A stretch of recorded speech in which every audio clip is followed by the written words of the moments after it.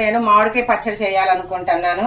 చూడండి, దానికి కావాల్సింది ఒక 2 మామిడికాయలు తీసుకున్నాను, ఒక 8 పండుమిరపకాయలు తీసుకున్నాను, జీలకర్ర, నూనె, ఎల్లుల్లిపాయలు తీసుకున్నాను.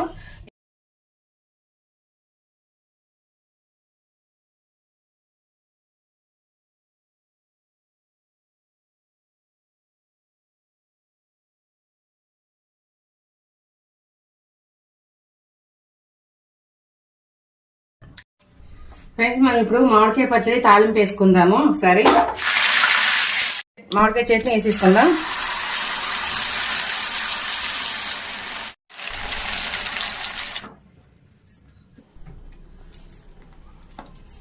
నేను చేసే ప్రతి రెసిపీని ట్రై చేయండి, లైక్ చేయండి, షేర్ చేయండి, సబ్స్క్రైబ్ చేయండి, పక్కనున్న బెల్ని కొట్టండి.